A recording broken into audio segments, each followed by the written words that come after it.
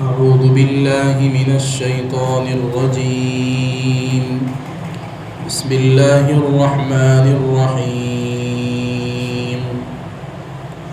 ولو أنهم آمنوا واتقوا لمثوبة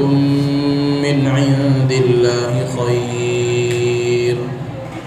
لو كانوا يعلمون۔ اور اگر وہ ایمان لے آتے اور تقوی اختیار کرتے تو اللہ رب العزت کے یہاں بہتر بدلہ پاتے۔ کاش کہ وہ اس بات کو سمجھ لیتے۔ پچھلی مرتبہ جادو کے تعلق سے کچھ باتیں آپ حضرات کے سامنے آئی تھی کہ جادو کس شہر میں کیسے شروع ہوا اور جادو کی حقیقت کیا ہے، اور جادو سیکھتے وقت کیا کیا چیزیں اس میں کرنی پڑتی ہیں، وہ ساری باتیں آپ کے سامنے آئی تھیں۔ ایک بات اس میں علماء نے یہ بھی لکھی ہے کہ جادو کا اثر نبیوں پر ہوتا ہے یا نہیں ہوتا۔ تو اس کا آسان سا جواب یہ ہے کہ نبی کوئی الگ اللہ کی مخلوق نہیں ہوتی ہے، وہ بھی ہمارے طرح ایک انسان ہی ہوتے ہیں۔ جس طرح انسان کے ساتھ ساری چیزیں لگی ہوئی ہے، اس کو بھوک بھی لگتی ہے، پیاس بھی لگتی ہے، گرمی کے وقت گرمی بھی لگتی ہے، ٹھنڈی کے وقت میں ٹھنڈی بھی لگتی ہے، اور اسی طریقے سے زندگی کے اندر بیماری ہوتی ہے اور صحت بھی ہوتی ہے۔ اسی طرح نبیوں کی زندگی میں بھی ایسا اتار اور چڑھاؤ ہوتا ہے، کیونکہ وہ بھی انسان ہیں، ان کو بھی گرمی کے وقت گرمی لگتی ہے، ٹھنڈی کے وقت ٹھنڈی لگتی ہے، اور جب کھانا بہت دیر ہو جائے تو پھر بھوک بھی لگتی ہے، پیاس بھی لگتی ہے۔ تو اسی طریقے سے نبیوں کے اوپر بھی انسانوں کے ساتھ ساتھ جادو کا اثر ہوتا ہے، جس طرح اللہ کے نبی علیہ الصلوۃ والسلام پر ہوا۔ نبیوں کے اندر بہت ساری مثالیں ہم کو ایسی ملے گی جو انسانی ضرورت سے وابستہ ہیں۔ جیسے نبیوں کے اندر حضرت ایوب علیہ نبینا علیہ الصلوۃ والسلام جو اللہ کے بہت بڑے نبی تھے، کہ اگر تکلیف کا اثر ان کو نہ ہوتا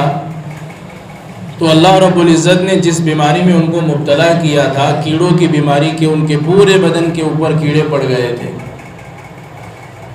تو ان کو اس سے تکلیف ہو رہی تھی۔ تو کہنے کا مطلب یہ ہے کہ نبی کو بھی تکلیف ہوتی ہے جب کوئی بیماری ان پر پہنچے۔ تو جس طرح بیماریاں ان کے ساتھ لگی ہوتی ہیں، ٹھنڈی اور گرمی، سارے موسم جو ہے ان کا احساس ان کو ہوتا ہے،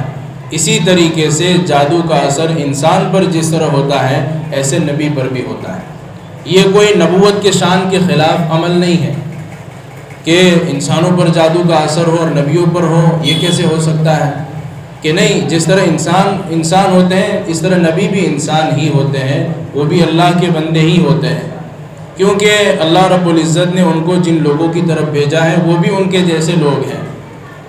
تو یہ کوئی نبوت کے شان کے خلاف عمل نہیں ہے، اور جو اللہ کے نبی علیہ الصلوۃ والسلام پر جادو ہوا تھا تو اس پر آپ کا اثر رہا تھا، حتیٰ کہ روایتوں کے اندر آتا ہے کہ اللہ کے نبی علیہ الصلوۃ والسلام پر اس جادو کا اثر ایسا رہا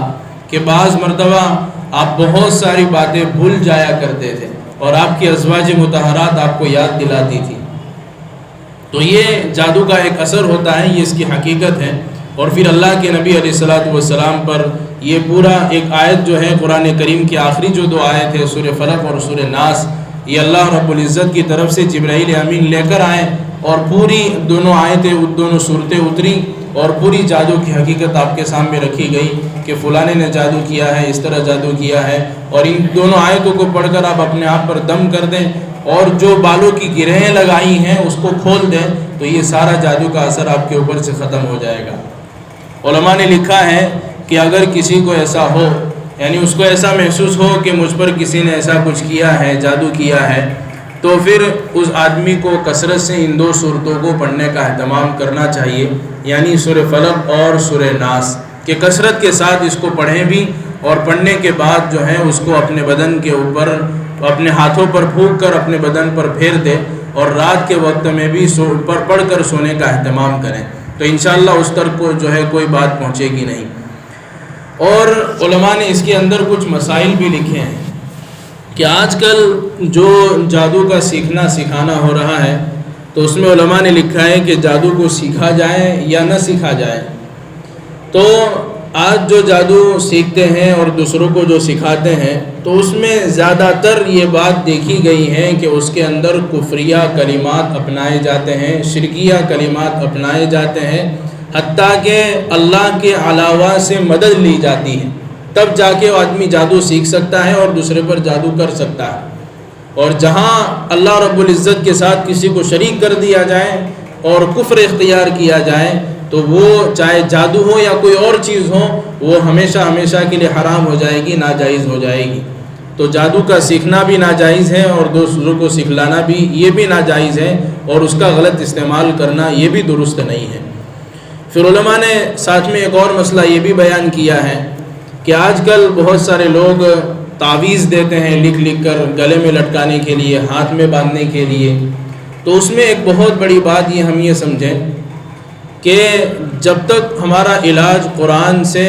قرآنی کلمات سے اور احادیث کے اندر جو کلمات آئے ہیں اس کے ذریعے سے ہو رہا ہے، تب تک تو ٹھیک ہے، وہ جائز ہے، درست ہے، اور اسی کے ذریعے سے ہم کو علاج کرنا چاہیے کہ قرآن کی آیتیں پڑھ کر ہم اپنے اوپر دم کریں۔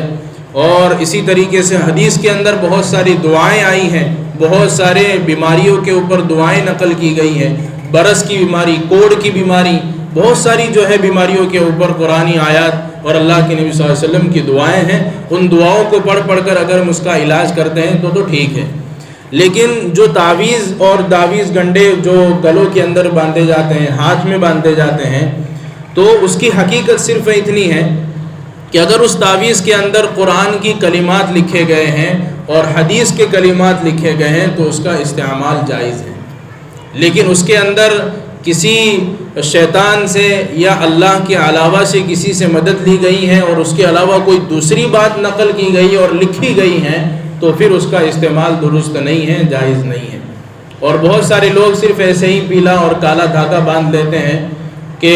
کہیں سے درگاہ پر سے لے کر آئے ہیں یا کہیں اور سے لے کر آئے ہیں، تو یہ اس کا استعمال بھی درست نہیں ہے، آدمی کو اس سے اپنے آپ کو بچانا چاہیے۔ اور تیسرا مسئلہ تعویذ کے تعلق سے یہ ہے کہ بہت سارے لوگ، عامل لوگ جو ہیں تعویذ کے اندر کچھ جو ہے عادت لکھ کر دیتے ہیں، 386 566 اس طرح جو ہے ایک باکس 6-7 باکس بنائے ہوتے ہیں، اس کے اندر الگ الگ حروف الگ الگ جو ہے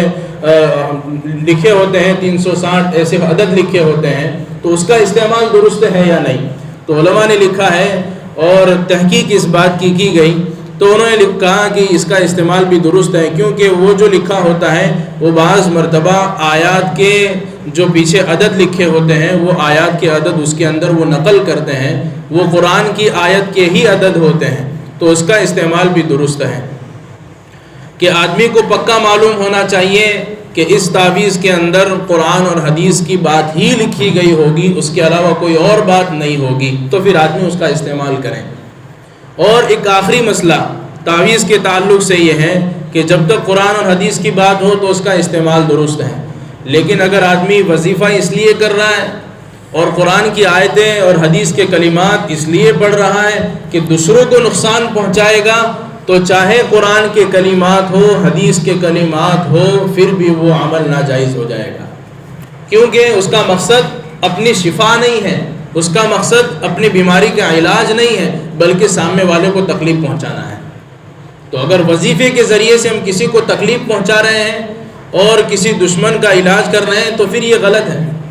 یہ ناجائز عمل ہو جائے گا، چاہے اس تعویذ کے اندر قرآن کے کلمات لکھے گئے ہوں یا پھر اللہ کے نبی صلی اللہ علیہ وسلم کی دعاؤں کے کلمات لکھے گئے ہوں، پھر بھی وہ عمل ناجائز ہو جائے گا۔ اللہ تبارک و تعالیٰ ایسی ساری چیزوں سے ہماری حفاظت فرماوے۔ تو یہودیوں کو اللہ رب العزت اخیر میں دعوت فکر دے رہے ہیں، وَلَوْ أَنَّهُمْ آمَنُوا وَاتَّقَوْا لَمَثُوبَةٌ مِّنْ عِندِ اللَّهِ خَيْرٌ، اگر یہ لوگ ایمان لے آتے اور اللہ سے ڈر جاتے، یعنی یہ جادو کا سیکھنا اور سکھانا اور اس کے اندر پڑ جانا یہ ساری چیزوں کو چھوڑ کر اگر وہ ایمان لے آتے اور اللہ سے ڈرتے تو اللہ کے نزدیک ان کے لیے ایک بہترین بدلہ ہے۔ اور آج کل آدمی قرآن کی علم کو چھوڑ کر، حدیث کے علم کو چھوڑ کر، دین کے علم کو چھوڑ کر ایسی چیزوں کو آدمی پڑھتا ہے اور دیکھتا ہے جس کے ذریعے سے اس کے عقائد غلط پڑتے ہیں، اس کے پاس علم غلط پہنچتا ہے، جیسے کہ ناولوں کو پڑھنا، افسانوں کو پڑھنا، اور اسی طرح جو ہے ایسی تصویروں کو دیکھنا اور اس کے بارے میں پڑھنا جس سے ذریعے سے آدمی کے اندر برائی پھیلے، آدمی کے اخلاق خراب ہو، تو ایسی چیزوں کو آدمی کو نہیں پڑھنا چاہیے۔ ہمیں جو ہے قرآن کی تفسیر پڑھنی چاہیے، بزرگوں کے واقعات پڑھنے چاہیے، تاکہ اس کے ذریعے سے ہمیں کچھ سبق ملے، اس کے ذریعے سے ہمیں کچھ نیا راستہ ملے، کیونکہ بہت ساری کتابیں ہمارے پاس موجود ہیں۔ ہم معلوم کرنے والوں سے جن کو علم اللہ نے دیا ہے کہ مجھے کون سی کتاب پڑھنی چاہیے۔ اگر آدمی یہ ساری کتابوں کو اور قرآن کی تفسیر کی کتابوں کو پڑھے گا تو انشاءاللہ اس کے علم کے اندر اضافہ بھی ہوگا اور اس کو نئی باتیں معلوم ہوگی۔ تو افسانے اور ناولیں پڑھنے کے بجائے قرآن کی تفسیر پڑھیں، بزرگوں کے واقعات پڑھیں، اور بھی بہت ساری کتابیں حدیث کی ہیں ان کو پڑھا جائے۔ تو یہ یہودی جو ہے تورات کو انہوں نے چھوڑ دیا تھا، تورات کے احکام کو چھوڑ دیا تھا، یہ ساری چیزوں کو چھوڑ کر جو اللہ کی طرف سے آئی تھی اس کو چھوڑ دیا تھا، اور جادو کے سیکھنے سکھانے کے اندر ان ساری چیزوں کے اندر پڑ گئے تھے، تو اللہ رب العزت نے ان کو ایمان سے محروم کر دیا۔ اس کا مطلب یہ ہے، اس آیت کے ذریعے سے یہ سبق ملا کہ آدمی صحیح علم کو چھوڑ کر غلط راستہ اختیار کرے گا تو اس کا ایمان کا بھی سودا ہو سکتا ہے۔ اللہ ہماری حفاظت فرمائے، کیونکہ ہم نے صحیح راستہ چھوڑ دیا کہ جو راستہ قرآن نے بتایا تھا، جو راستہ دین نے بتایا تھا، اس راستے کو چھوڑ کر ہم عاملوں کے چکروں کے اندر پڑ گئے۔ تو ایسے واقعات آج بھی ہیں کہ بہت سارے لوگ ان کے چکروں میں پڑ کر اپنے ایمان سے بھی ہاتھ دھو بیٹھے ہیں، اپنے ایمان سے بھی ہاتھ دھو بیٹھے ہیں۔ ان کا علاج تو ہوا نہیں، لیکن ان کے نقصان دو ہوئے۔ ایک تو سب سے بڑا نقصان یہ ہوا کہ ان کا ایمان ان کے ہاتھ سے چلا گیا، اور دوسرا نقصان ان کا مالی اعتبار سے ہوا کہ ہزاروں لاکھوں روپے اس کے پیچھے چلے گئے۔ اور اگر ہم اس کے ذریعے علاج کرتے تو ہمارا 1 روپیہ نہیں جاتا اور ہمارا ایمان بھی محفوظ رہتا۔ تو کہنے کا مطلب یہ ہے کہ ہم ایمان لائے ہیں، اللہ سے ڈرنے والے ہیں، ہم اللہ سے ڈر کر ایمان کے ساتھ اگر زندگی گزاریں گے، یہ ساری چیزوں کو چھوڑ کر صحیح چیز پر عمل کریں گے تو اللہ کے نزدیک بہترین بدلہ ہے۔ اللہ کہتے ہیں کہ اگر یہ یہودی ایمان لے آتے، اللہ سے ڈرنے والے بن جاتے تو اللہ کے نزدیک ان کے لیے ایک بہترین بدلہ تھا۔ لو کانوا یعلمون، کاش کہ یہ لوگ سمجھ جاتے، لیکن انہوں نے سمجھا نہیں، اسی کے اندر پڑے رہے، حتیٰ کہ حضرت سلیمان علیہ نبینا علیہ السلام کے زمانے سے یہ جادو کا سلسلہ چلا تھا، اور ہاروت ماروت جو اللہ کے فرشتے اتارے گئے تھے اس کو سکھانے کے لیے کہ بھائی یہ ساری چیزوں کو مت سیکھو، تم اس کے اندر کفر میں پڑ جاؤ گے، شرک میں پڑ جاؤ گے، اپنے ایمان سے ہاتھ دھو بیٹھو گے، اس کے بجائے تم تورات کو پڑھو، تورات کے حکم پر عمل کرو، تورات کے احکام کو جانو۔ یہ ساری چیزیں پڑھنے کی ہے، اس کے اندر پڑھنے کی چیزیں نہیں ہیں۔ پھر بھی وہ لوگ کہ نہیں ہم کو جادو سیکھنا ہے، یہ کرنا ہے، فلاں کرنا ہے۔ تو یہ سلسلہ چلتے چلتے جو ہے مدینہ کے اندر جو یہودی تھے ان کے اندر بھی جادو کا سلسلہ اور رواج تھا۔ اللہ کے نبی علیہ السلام پر جس نے جادو کیا وہ یہودی تھا، اسی نے جادو کیا تھا۔ تو کہنے کا مطلب یہ ہے کہ یہ سلسلہ بہت لمبا چلا اور یہودی جو ہے اس بات کو نہیں سمجھے، تو اسی کی وجہ سے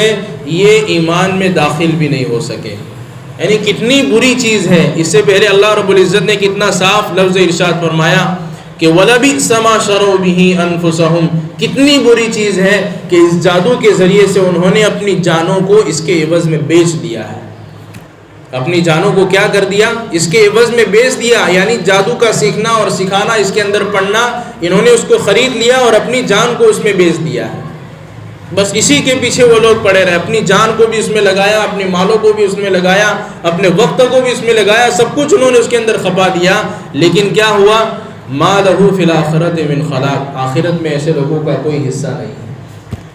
آخرت میں ایسے لوگوں کا کوئی حصہ نہیں ہے جو ایسی چیزوں کے اندر پڑھ کر اپنی زندگی کو، اپنے ایمان کو خراب کر لے وے۔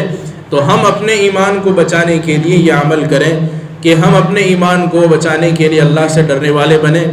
اور اصل چیز جو اللہ نے ان کو قرآن عطا فرمایا ہے، اور قرآن میں اللہ کیا فرماتے ہیں؟ شفاء للناس،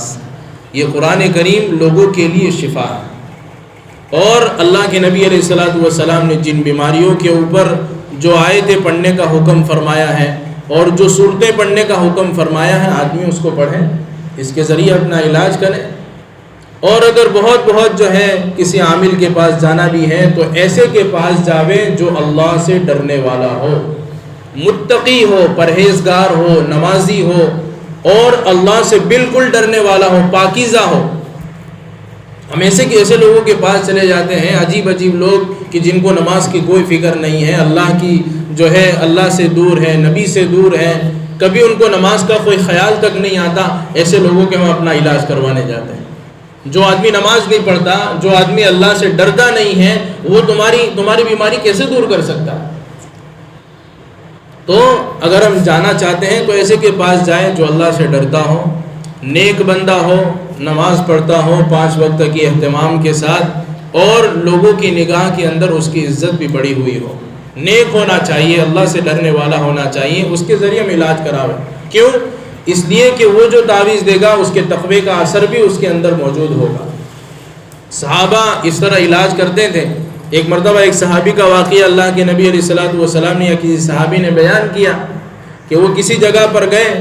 اور ایک چرواہا اپنی بکریوں کو چروا رہا تھا، تو کسی بکری کو جو ہے کوئی بیماری لاحق ہو گئی، اور بیماری لاحق ہونے کے بعد وہاں سے وہ صحابی گزر رہے تو اس چرواہے نے بلایا کہ او بھائی ادھر آؤ، کہ یہ میری بکری جو ہے کافی دنوں سے بیمار ہے، آپ اس کا کچھ علاج کریں۔ تو وہ صحابی نے تو اللہ کے نبی صلی اللہ علیہ وسلم سے یہ بات سنی ہوئی تھی کہ بھائی سورہ فاتحہ میں الحمد میں ہر بیماری سے شفا ہے۔ تو انہوں نے کیا کیا؟ ایک مرتبہ الحمد شریف پڑھی یقین کے ساتھ، اور اس بکری کے اوپر پھونک مار دی، تھوڑی دیر کے بعد تو وہ چلتی پھرتی ہو گئی۔ تو پھر وہ صحابی اللہ کے نبی صلی اللہ علیہ وسلم کی خدمت میں جب آئے تو انہوں نے واقعہ بیان کیا، تو اللہ کے نبی علیہ السلام نے یہ فرمایا کہ آپ نے درست کیا۔ آپ نے کیا کیا؟ درست کیا کہ قرآن کے ذریعے سے اس جانور کا تم نے علاج کیا۔ تو یہ اصل ہے علاج، کہ اگر آدمی علاج کرنا چاہتا ہے تو اس قرآن کے ذریعے سے کریں۔ جس کے پاس جا رہا ہے تو یہ بھی دیکھیں کہ وہ قرآن کے ذریعے سے کر رہا ہے یا پھر اس کے اندر جو ہے کوئی کفریہ کلمات اور کفریہ اور شرکیہ کلمات لکھ رہا ہے اور پڑھ رہا ہے۔ کیونکہ جادو کے اندر اکثر یہ بات دیکھی گئی ہے کہ آدمی جب تک شیطان سے مدد نہ لے اور جب تک جو ہے اللہ کے علاوہ سے مدد نہ لے تب تک اس کا اثر نہیں ہوتا ہے۔ اور قرآن کریم کے اندر اللہ تبارک و تعالیٰ نے ایسا اثر ڈالا ہے کہ آدمی، یہ تجربہ ہے، یہ بہت سارے لوگوں کا تجربہ ہے کہ اگر پیٹ میں درد ہے، آدمی ایک مرتبہ سورہ فاتحہ پڑھے اور پانی پر دم کر کے اس کو پی جائے، خود پڑھے اس کو، تھوڑی دیر کے بعد وہ شفا محسوس کرے گا کہ واقعی اس کے پیٹ کے اندر اس کو راحت ہو گئی ہے۔ تو یہ اللہ رب العزت نے ہمیں قرآن پاک عطا فرمایا ہے اور ہم سمجھدار ہیں، تو ہم جو ہے ایمان کے ساتھ اور تقوی کے ساتھ اپنی زندگی گزاریں گے تو انشاءاللہ یہ زندگی بھی بہتر ہوگی، اور ایسے دوسرے چکروں سے اللہ تبارک و تعالی ہماری حفاظت بھی فرمائیں گے۔ اللہ تبارک و تعالی ہم سب کو کہنے سننے زیادہ عمل کرنے کی توفیق عطا فرمائے، اور ایسی ساری چیزوں سے ہماری پوری حفاظت فرمائے، اور صحیح سمجھ اللہ رب العزت ہمیں عطا فرمائے۔